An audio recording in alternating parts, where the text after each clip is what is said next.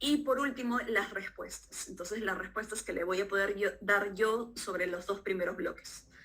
Entonces, bueno, chicos, empecemos. Como dijimos, esta es la parte teórica, este es el primer segmento que viene a ser la parte teórica de cardiología. Mi nombre, mucho gusto para ustedes, es Cintia Paredes Paucar. Yo soy cardióloga, me formé en el residentado médico en Perú, pero tuve la oportunidad de hacer una subespecialidad afuera. Y bueno, dentro de toda esa formación que he tenido con ustedes, que tengo, pues voy a transmitirlo a ustedes. Actualmente yo trabajo en el Instituto Nacional Cardiovascular y bueno, vamos a tratar de hacer todo aquel conocimiento de cardiología lo más simple posible para que ustedes se enamoren, así como me enamoré yo de este segmento. Entonces, ya saben ustedes que cardiología es un tema bastante importante dentro de la parte de clínica. Y bueno, si bien dentro de la parte de clínica configura más o menos un 20% de lo que vienen a ser las preguntas de este segmento, cuando hablamos del 20% de clínicas, vamos a decir que la cardiopatía isquémica es el tema con mayor rendimiento de cardiología. Entonces vamos a ahondar y vamos a dedicarnos unos minutos más, tal vez el 40% de esta clase, para poder hablar y dejar claro lo que vendría a ser la cardiopatía isquémica. Entonces empezamos. Voy a colocar la opción del puntero para poder empezar. Ya todos ustedes tienen estas diapositivas, así que nada, vamos a empezar a llenarlas. Hacemos el puntero.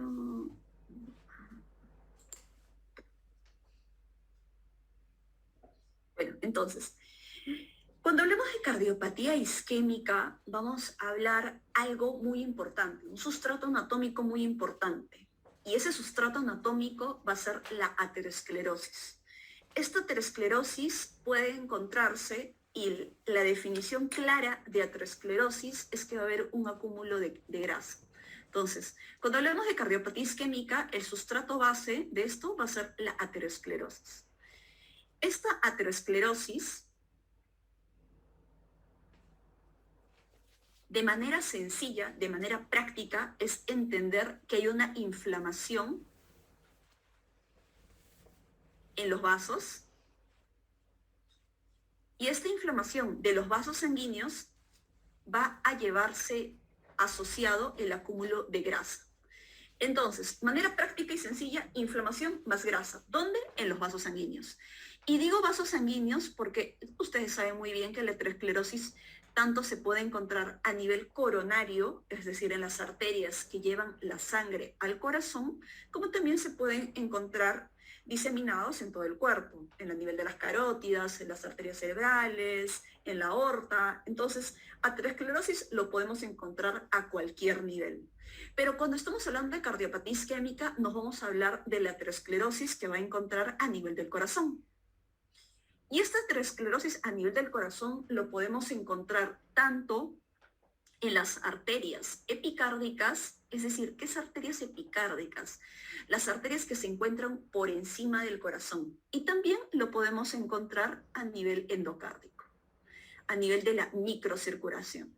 Entonces, puntos importantes. Entonces, aterosclerosis, depósito de inflamación más grasa. ¿Dónde? En los vasos sanguíneos. Cuando hablamos de cardiopatía isquémica, no vamos a hablar de la aterosclerosis a nivel del corazón.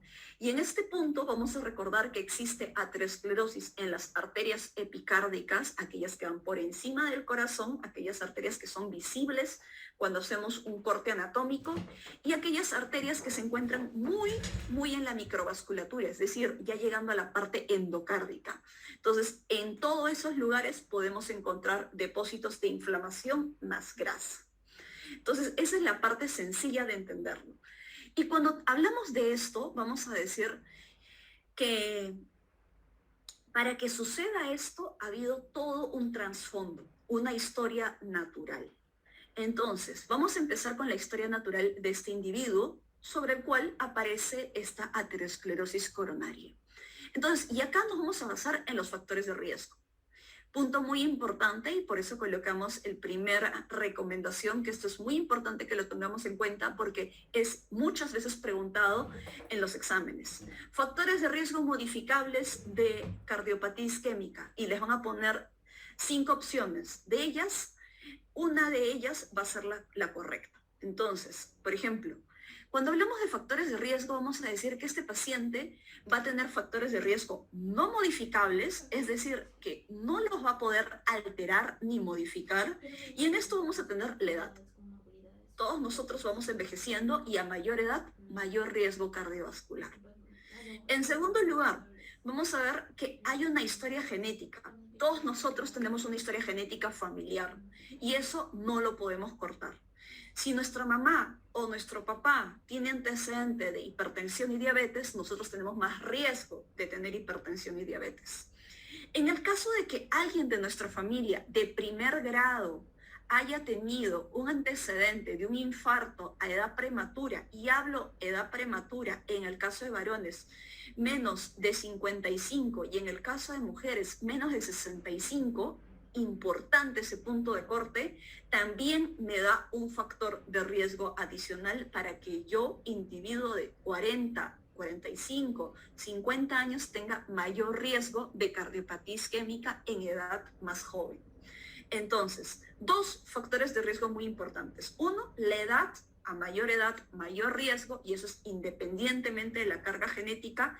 Y en segundo lugar, la carga genética, algo que no nos podemos, de alguna forma no nos podemos desligar. Y por último, vamos a tener los factores de riesgo modificables. Entonces, bastante sencillo hasta ahí. ¿Cuál es el factor de riesgo modificable más importante de toda esta gran lista? De toda esta gran lista, el factor de riesgo más importante, chicos, va a ser la hipertensión arterial. Entonces, la hipertensión arterial es el factor de riesgo modificable más importante de todos estos. Entonces, ¿y por qué coloco que todos estos son modificables? Porque si yo tengo un paciente con el diagnóstico de hipertensión arterial y logro bajar las cifras de su presión arterial a un punto meta, que va a variar de acuerdo a la recomendación de la guía americana o la guía europea, yo logro proteger a ese paciente de tener mayor riesgo de eventos cardiovasculares. Así de simple. En el caso de la diabetes, tengo un familiar diabético. ¿Eso significa que sí o sí va a tener un problema en el corazón? No, no si lo logro controlar. Si yo logro controlar la diabetes, si logro controlar la hipertensión, si logro controlar la posibilidad de enfermedad renal, si logro bajar de peso, si logro controlar el colesterol y los triglicéridos o dejar de fumar, yo disminuyo el riesgo. Entonces, por eso llamamos que todos esos factores de riesgo son factores de riesgo modificables. Entonces, cualquiera de estos factores de riesgo, tanto modificables y los no modificables, va a generar lo que dijimos, inflamación. Y este tema de la inflamación, ¿qué hace? Vamos a tener, cuando tenemos una inflamación, esta inflamación va a ser sistémica. Entonces, esta inflamación sistémica lo que va a traer consigo de manera rápida y sencilla va a ser una disfunción endotelial. ¿Y por qué genera una disfunción endotelial? Porque va a haber una cascada inflamatoria. Y esta cascada inflamatoria va a ser de interleuquinas, de citocinas, de otro tipo de citocinas, de neutrófilos, linfocitos, macrófagos, y todo esto favorece que se genere mayor disfunción endotelial. Entonces, en el contexto de un panorama, cuando yo tengo disfunción endotelial en un paciente hipertenso, diabético, mal controlado, voy a favorecer que esta alteración en el endotelio, que por ejemplo, si tenemos la capa endotelial, y vamos a esta parte de la imagen, en el vaso sano, entonces la capa endotelial es la capa más superficial. Esta capa superficial, que empieza a tener algún grado de alteración, empieza de alguna forma a separarse.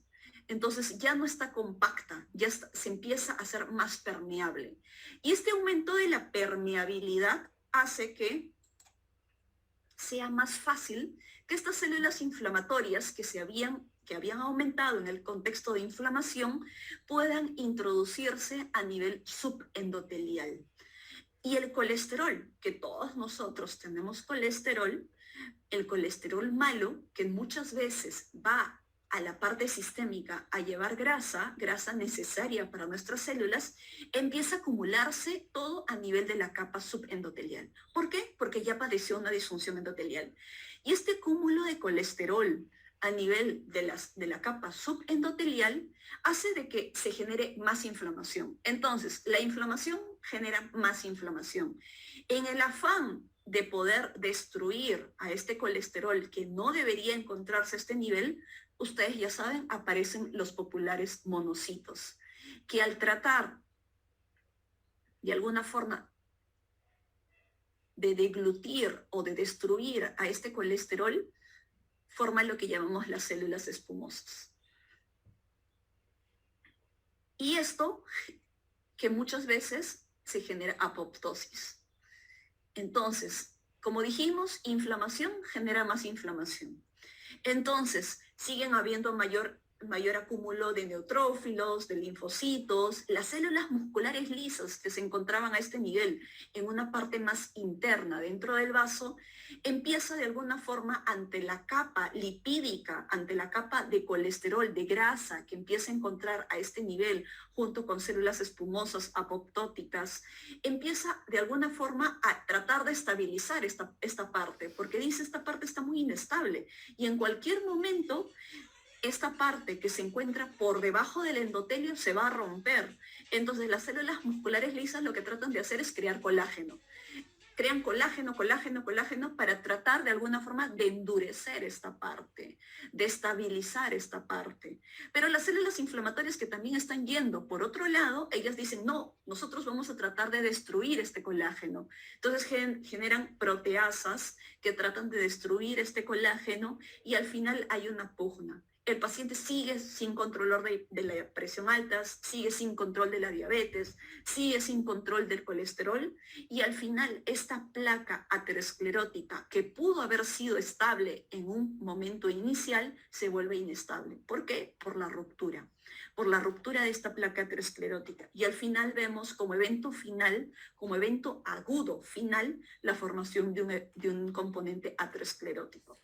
¿Por qué? Por la ruptura de esta placa de grasa que expone todo este material subendotelial hacia el torrente sanguíneo. Entonces todo esto genera un aumento o una activación de la cascada de coagulación, una activación de las plaquetas, con lo cual se genera un evento aterotrombótico. Y al final, una luz del vaso normal, donde pasaba de manera adecuada la sangre, ya no va a poder. Entonces se generan todos los eventos de isquemia y necrosis.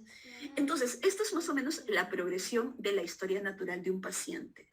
Paciente con factores de riesgo cardiovascular, inflamación crónica persistente y no controlada, que al final va generando de manera histopatológica el acúmulo de grasa en la parte subendotelial, un proceso inflamatorio crónico en el cual las células inflamatorias destruyen toda la posibilidad de colágeno y esta placa, que en algún momento fue una placa estable, la inestabilizan formando este evento aterotrombótico.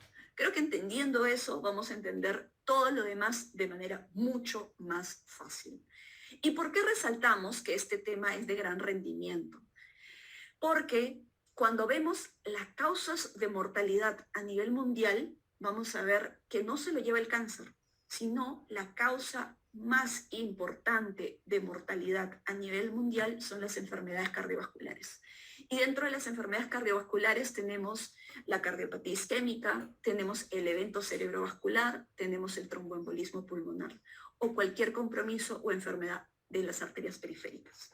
Entonces, y el sustrato de muchas de estas enfermedades es la inflamación crónica que genera al final en muchos casos un evento aterosclerótico. Entonces, como vemos, vamos a ver que esto va a ser un tema de gran rendimiento y pues muchas veces nos quedamos cortos en entender esta primera parte. Vamos a ir con calma y de ahí, por ejemplo, un punto más importante acá. Se resaltó riesgo cardiovascular. ¿Qué es el riesgo cardiovascular? Y esto se los digo a ustedes como una pepa. Por ejemplo, cuando nosotros tenemos un paciente que viene a la consulta de cardiología, ya sea hipertenso, ya sea diabético, o ya sea que no tuviera ningún factor de riesgo y simplemente es una persona de 70 años, es una persona mayor.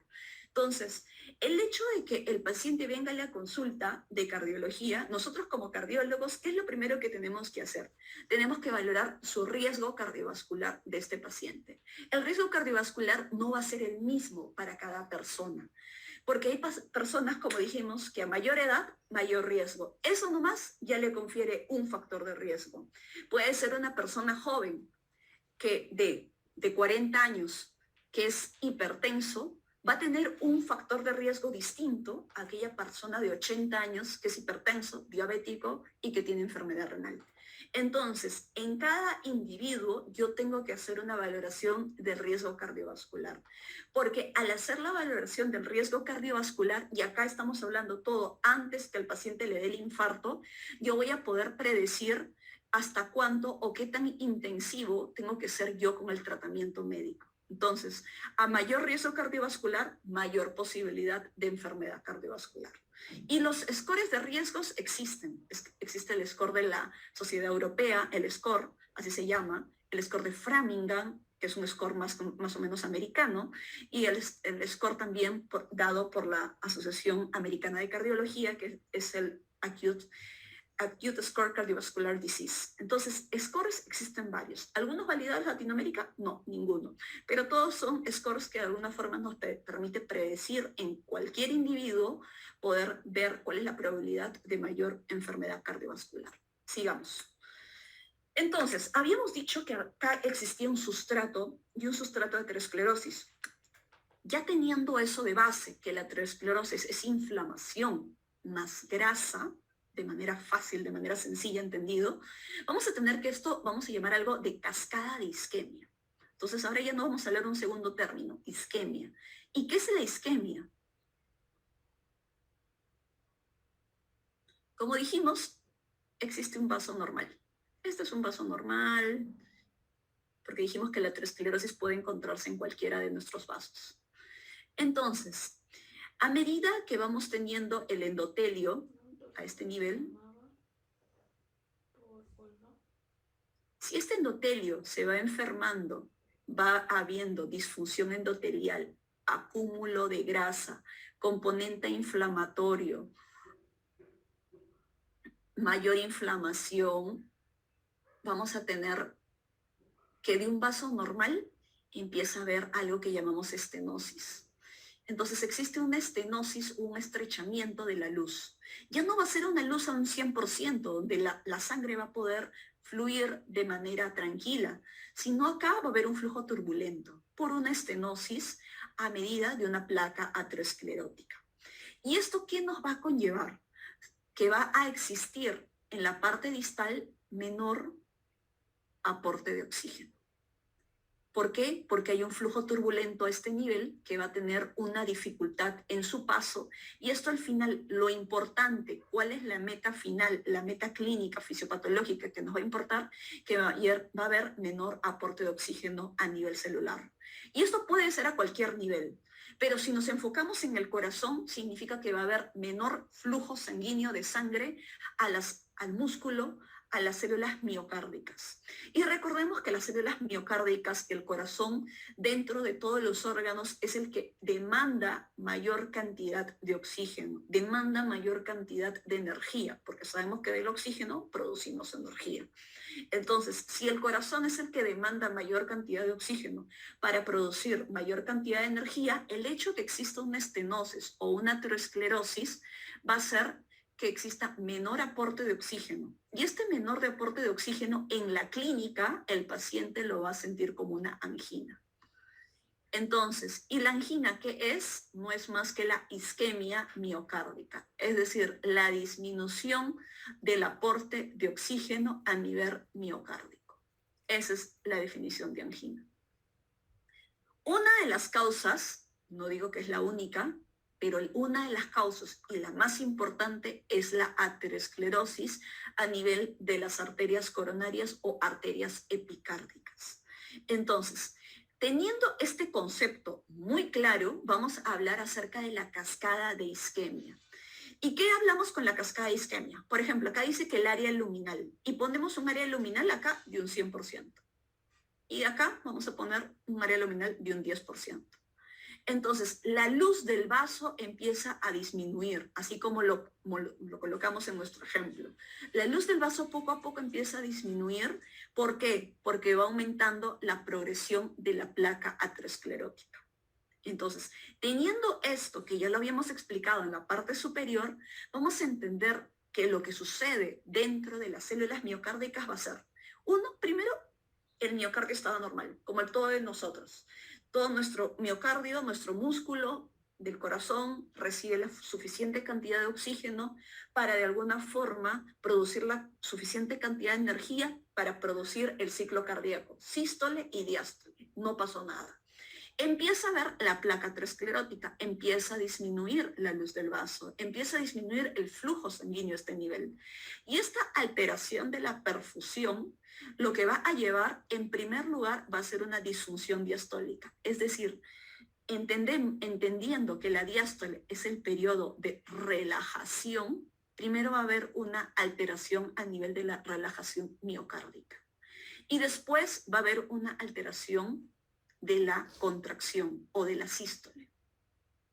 Entonces, esos más o menos los pasos que nosotros vemos dentro, en la parte subclínica, antes que el paciente tuviera síntomas de todos aquellos cambios que está viendo en el corazón. Una vez que pasó todas estas alteraciones, esta primera disfunción, primero diastólica, luego una disfunción sistólica, empieza luego a haber cambios en el electro. Después de esto, recién se da cambios en el electro.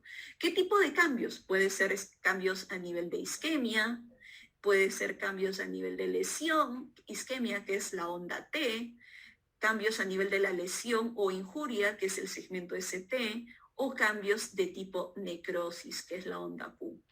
Recién vamos a ver estos cambios. Y por último, y de manera más tardía, el paciente va a tener o expresar una angina de pecho. Entonces, todo vamos viendo cómo se va dando cada uno de estos pasos. Y de esto vamos a hablar que es muy importante distinguir cuando estamos ante un paciente con un dolor de pecho de características angina de pecho. No es lo mismo que a mí me duele el pecho. ¿Por qué? Porque yo tengo 30 años, porque no tengo ningún factor de riesgo modificable y porque posiblemente ese dolor de pecho, la probabilidad que sea una angina es muy baja.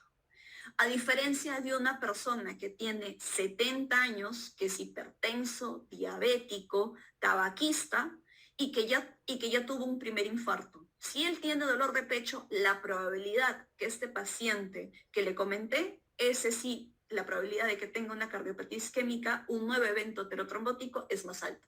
Entonces, ustedes siempre cuando van a hablar acerca del dolor de pecho, que es una causa muy frecuente de consulta, tanto en el área de emergencia como una causa frecuente de consulta, como en el área de la consulta clínica, ustedes siempre van a ver el individuo. ¿Quién es el paciente? Van a identificar si el paciente, cuál es la edad, cuáles son sus factores genéticos, por eso tienen que preguntar antecedentes familiares, tienen que verificar si fuma, no fuma, verificar si es hipertenso, diabético, enfermedad renal, cuál es el nivel del colesterol, para yo saber cuál es la probabilidad pretest que tiene este paciente para poder tener un evento de aterosclerosis coronaria. Entonces, y dentro de las características del dolor de pecho, ustedes van a distinguir tres cosas. El famoso, bueno, yo lo he puesto como cadete. ¿Por qué cadete? En primer lugar, característica. Segundo lugar, desencadenante. Ay, acá me faltó. Vamos a borrar esta partecita. Desencadenante. Y en tercer lugar, el término. Entonces, vamos a tener que las características es muy importante. Yo tengo que decirle al paciente, y con esto voy a colocar estas 4 figuras. ¿Cómo es el dolor? Entonces, el paciente, o le vas a preguntar, señáleme dónde le duele. Entonces, el paciente va a decir, me duele acá. Vámonos al ejemplo número D. Me duele acá, y lo señala con un dedo. Y esto es muy importante, chicos, porque cuando ustedes, y esto es muy importante más allá del examen, más allá del rendimiento que va a tener esto para las preguntas de examen, para la consulta, para el área de emergencia, porque todos van a pasar por el área de emergencia y todos van a abordar a un paciente con dolor de pecho. Entonces, el paciente si le señala con un dedo, acá vamos a hablar que la probabilidad es bastante, la sensibilidad de esta valoración del examen físico es muy alta para decirme de que eso no es isquemia. Entonces, cuando hablamos de un dolor muy localizado, aumentamos la probabilidad, el valor predictivo negativo es más alto para decirme que esto no es una isquemia miocárdica. Entonces, las características, y por eso ahondamos en eso, de un paciente con isquemia miocárdica, con angina de pecho, suele ser difusa. Por eso van a mencionar el signo de la palma, el signo del hombro y el signo de Levin. Este es el signo de Levin. Entonces, cuando nosotros vemos también en nuestro néter y vemos a una persona agarrándose el pecho, suele ser porque lo coge con toda la mano. Entonces, por eso decimos, cuando el área es más difusa, la probabilidad de que este paciente tenga una isquemia miocárdica es mayor. Si lo señala solo con un dedo, la probabilidad de que este tenga una isquemia miocárdica es menor. Entonces, después, ¿qué otra cosa nos interesa? Suele ser opresivo. Y yo digo suele y resalto eso porque muchas veces en aquellos pacientes, sobre todo las mujeres, lo podemos señalar a veces como hincadas, como ardor o de otras características.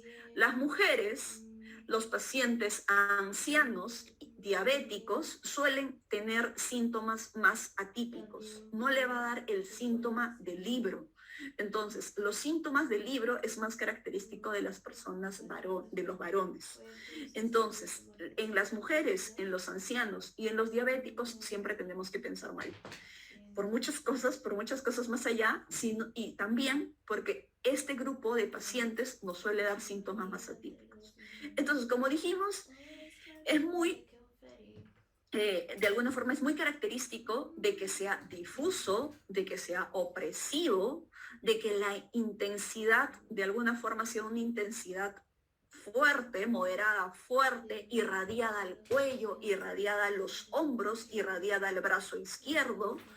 Y que vamos al segundo punto, desencadenante. ¿Con qué se desencadena? Si nosotros nos vamos a la parte fisiopatológica, si el corazón trabaja más, va a requerir mayor cantidad de oxígeno. Entonces, y si hay una placa aterosclerótica que evita que llegue el oxígeno, vamos a tener que, a mayor esfuerzo físico, mayor demanda de oxígeno en el corazón y por ende los síntomas de angina o isquemia miocárdica se van a sentir peor. Entonces, se desencadena con los estrés emocional y con el estrés físico. Emocional también influye bastante. El hecho de que el paciente lo hayan robado o haya pasado algún grado de estrés emocional muy fuerte en la familia, en el cual se desencadena una cascada de adrenalina y todo eso también va a tener un impacto, el mismo impacto de mayor requerimiento de oxígeno y de energía en el corazón. Entonces, más o menos esa es la idea. Entonces, desencadena, usted le van a preguntar, cuando el paciente ya está diciendo, doctor, me duele y es un dolor opresivo, y ustedes le preguntan, ¿aumenta cuando sube escaleras o aumenta al caminar? Y te va a decir sí. Hay muchas personas que llegan al área de consulta y dicen, ¿sabe qué, doctor? Y te señalan así, con un dedo, y te dicen, ¿y le duele en algún momento en particular? No, me duele tanto estando sentado como caminando, en cualquier momento me duele. La probabilidad de este paciente que tuviera una isquemia miocárdica es más baja. ¿Por qué? 1, porque me lo mencionó con un dedo. 2, posiblemente no tiene factores de riesgo. 3, y me dice de que se desencadena en cualquier momento, tanto el reposo como caminando. Es independientemente de eso. Entonces es muy característico que la isquemia miocárdica siempre aumente con el esfuerzo físico o, como dijimos, con el estrés emocional. Y por último, el término. Entonces, el término significa que ustedes le digan, ¿y qué pasa si después de haber caminado 3 cuadras, cuando le dolía, se sienta? Ahí ya me para, doctor. Perfecto, terminó el dolor con el reposo, característico de angina miocárdica. Después, le dicen, ¿sabe qué, doctor? A mí me aconsejaron una pastillita bajo la lengua y con esa pastillita bajo la lengua calmó. ¿Qué suele ser? Los nitratos. Entonces, los nitratos son vasodilatadores y esos vasodilatadores tienen un efecto también de vasodilatación a nivel de las arterias coronarias. Entonces, favorece la llegada de flujo sanguíneo en las células miocárdicas que ya están teniendo algún grado de isquemia. Entonces, esas tres características de el carácter del dolor, el desencadenante y el término me permite decir que el paciente tiene una angina típica.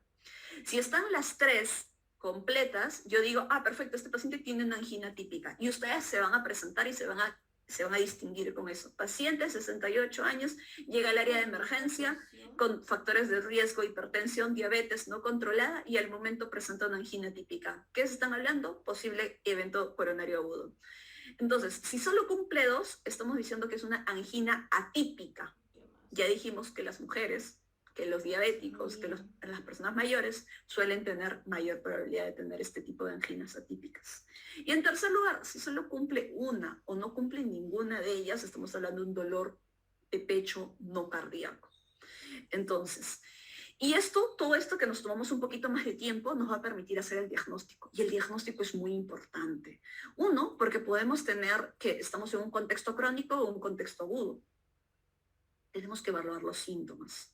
Si sospechamos que estos síntomas han sido súbitos, agudos, empezó hace 2 días, empezó hace una semana y ha progresado y el paciente ahora le duele al reposo, tengo que hacerle inmediatamente un electrocardiograma.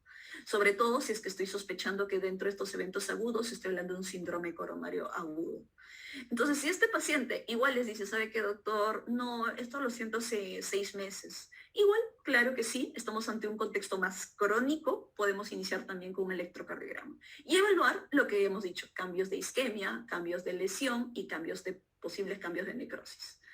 Entonces, después de este primer paso, vamos a evaluar las comorbilidades y la calidad de vida. Estos son los pasos que nos menciona más o menos en la guía de la Sociedad Europea de Cardiología. ¿Por qué? Porque no es lo mismo, y cuando resaltan esto de calidad de vida, no es lo mismo hacer un cateterismo o una cirugía cardíaca, anticiparnos ante eso en un paciente postrado de 80 años con Alzheimer y que no se alimenta, a tener que hacer lo mismo en un paciente de 40 años hipertenso diabético y que todavía tiene algunos años más de vida para trabajar.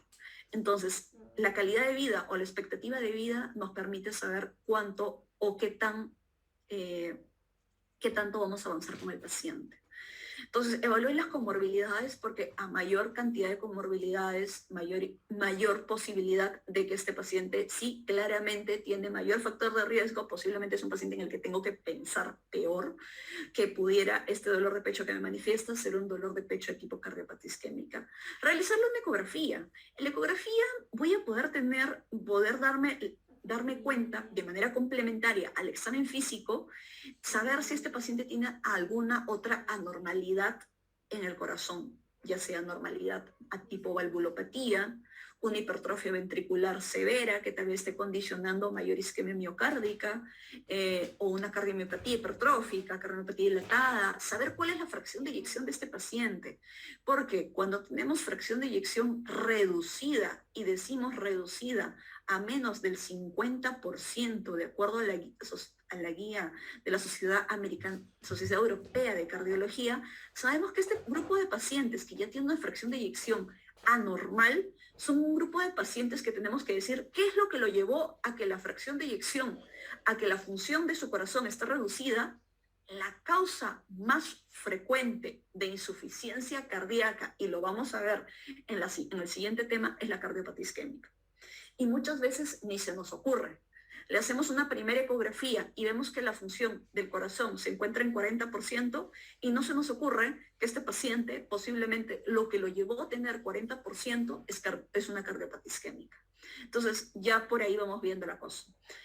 Evaluar la probabilidad pretest. Ahorita vamos a ver en la tablita de la probabilidad pretest. La probabilidad pretest se basa en 3 cosas. Edad, a mayor edad, mayor riesgo, ya dijimos. En las características del dolor, y ahí vamos con el cadete. Y 3, en el sexo.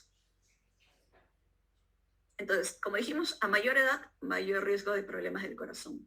Las características del dolor nos interesan. Si cumple las 3, mayor probabilidad. Estamos hablando de angina típica. Y el sexo también nos interesa.